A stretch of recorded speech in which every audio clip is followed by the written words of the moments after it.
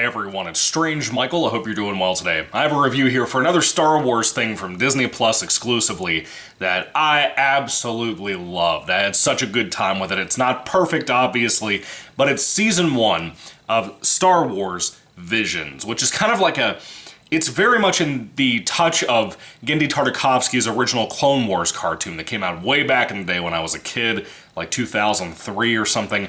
I love that series, and I really has seen clips here and there since 2021 when Star Wars Visions came out on Disney Plus, and I didn't have the account until now to be able to watch it. Apparently there is 2 seasons now, by the way.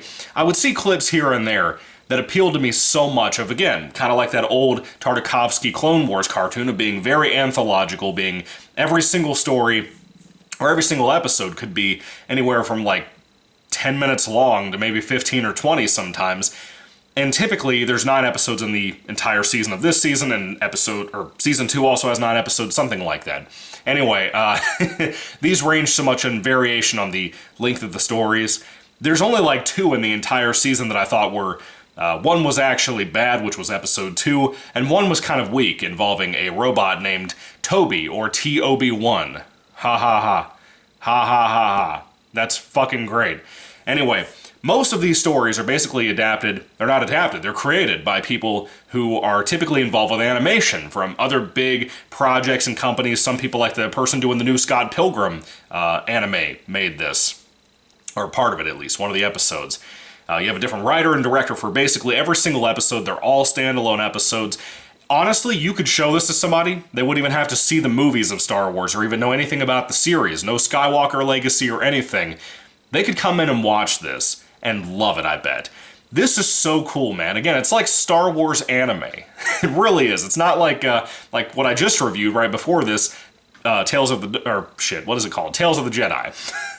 It's not something like that, or the remake, Filoni Clone Wars. I'm knocking CDs and stuff everywhere for my haul video I'm about to film. Excuse me. It's not something like that where you have like the Bad Batch CGI or anything like that. This, most of the time, is a blend of hand-drawn animation with CGI animation, as far as I can tell, and it looks beautiful. Even some of the worst episodes will look good, because the different art styles can vary. You might have more of like the first episode of the show is in black and white, except for blasters and lightsaber colors.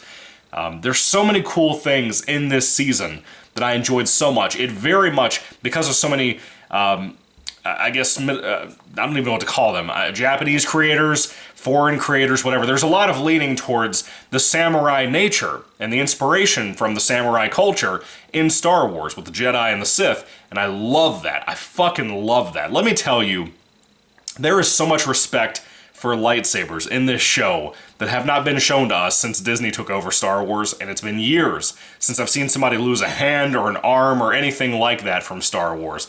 I love it. This really had respect for the fans, for the franchise, for the spirit of Star Wars. And again, it really focuses a lot on that samurai nature. Almost every single episode you turn around having a guy dressed up like an old-fashioned samurai, but he even happens to have a lightsaber that he carries on his side. That shit is cool. I love it. We have so many cool villains for one-off, episodes here that were fun to watch. The little stories they were telling here were super engaging. I mean, super engaging. Really fun to watch. You just wanted them to really explore more and more of the territories we had. You might have like an episode taking place on Hoth. You have so many stories in here that are so emotionally engaging that even if you only had 1 season of Visions, I still think it stands out as one of the best, if not the best thing Star Wars from Disney has ever produced. Very, very surprising, man. Again, the animation varies around a little bit, but I like the different styles. There's really only one, again, episode 2 of this particular series, that I don't like. I think the art style, the rock band nature of it, yeah, that sounds bad because it is bad. That second episode is so awful. It's awful. It's probably the lowest rated episode of the entire series from what I can tell. But the rest of season 1 is fantastic. I love Star Wars Visions. I thought it was fucking fantastic. It should not have been as good as it is, but it just shows other places who are not as involved with Disney, that are just kind of people that picked up to be a part of this project. They have more respect for Star Wars than Disney ever has, which is an absolute shame in my personal opinion. The writing is really good. Let me tell you something else too. The performances, I looked around, I don't really know anybody that was in the show, aside from in the Japanese version of the show, TOB1, Toby, the one I talked about a moment ago, is played by Goku's voice actor in Japan, which was kind of cool, from the anime there. Not Sean Schemmel, but, you know, that other lady. I don't know her name. But you have wonderful performances in the English dub that I watched. This is, again, like a Star Wars anime. It's really cool. I really, really like that. If you like anime more than I do, because I like aspects of it, I enjoy a lot of it that I've watched, but I stick to the basics, like shonen type stuff.